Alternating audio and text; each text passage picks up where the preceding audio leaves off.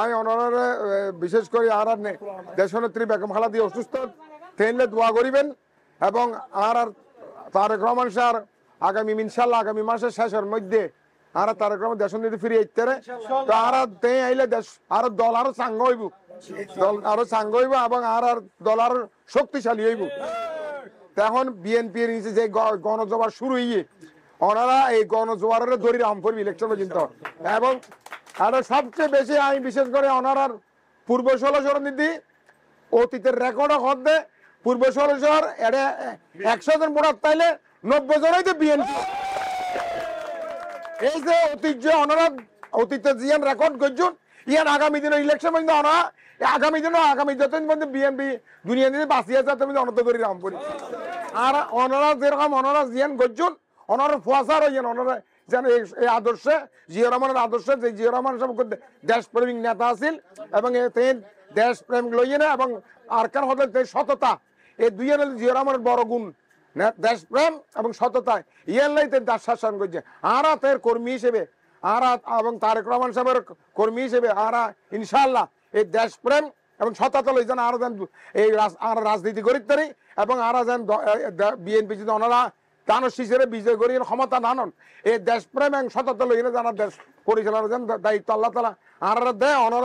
Honour দোয়াই honour সহযোগিতায় আমি অনারের ব্যাকরণের ধন্যবাদ জানার এবং ইনশাল্লাহ ওনারা ঐক্যবদ্ধ চাইবেন দানের শীষের পক্ষে এবং দলের পক্ষে ঐক্যবদ্ধ তাইলে আর শক্তি আরো বেশি বৃদ্ধি পাইব।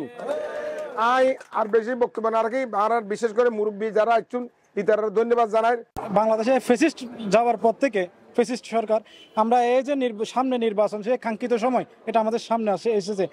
আমরা এই নির্বাচনে সামনে যে নির্বাচন এটা আমাদের জন্য একটা আসলে অত্যন্ত আনন্দের এবং আমরা স্বতঃস্ফূর্তভাবে আমরা অংশগ্রহণের মাধ্যমে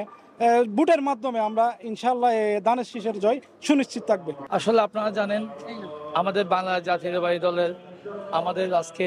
চট্টগ্রাম মহানগর বিএনপির সম্মানিত আহ্বায়ক জনাব আলহাজ এরশাদুল্লাহ সাহেব আমাদের 6 নং পূর্ব ওয়ার্ডের আজকে বিভিন্ন এলাকায় ওনায় যাচ্ছেন সামাজিক কাজে। আজকে আমাদের এখানে একটা সি ইউনিটের দলীয় কার্যালয় উদ্বোধন হয়েছেন একটু আগে, সেই ধারাবাহিকতায় আমাদের শুক্রবারের জুমার নামাজটা এখান থেকে আদায় করবেন, এখান থেকে আমাদের একটা পারিবারিক অনুষ্ঠানে যোগদান করবেন। এখান থেকে উনি আমাদের স্টেডিয়াম শহীদ জিয়াউর রহমানের ফুটবল টুর্নামেন্ট আজকে যে খেলাটি আছে ওই খেলাকে উনি উদ্বোধন করবেন। আসলে বিষয়টা এরকম, আমাদের পূর্ব সৌরবাসী আমরা খুব আনন্দিত, আমরা একজন মহান নেতা যিনি যার এই 8 আসনে দীর্ঘদিন গরিব দুঃখী মানুষের মেহনতি মানুষের পাশে সবসময় ছিলেন, সেরকম একজন নেতাকে আমরা এই 8 আসনে পাবো আশা করছি। আমাদের ভারপ্রাপ্ত চেয়ারম্যান সাহেব তারেক রহমানের কাছে আমরা বিনীতভাবে অনুরোধ করছি, আমরা চাই স্থানীয়ভাবে ওনার অনেক গ্রহণযোগ্যতা আছে, উনি চান্দগাঁও, বোয়ালখালী, পাঁচালাইশ এবং বাইজিতে ওনার অত্যন্ত গ্রহণযোগ্য রয়েছেন। জনগণ উদ্বুদ্ধ হয়ে আছে ওনাকে একটা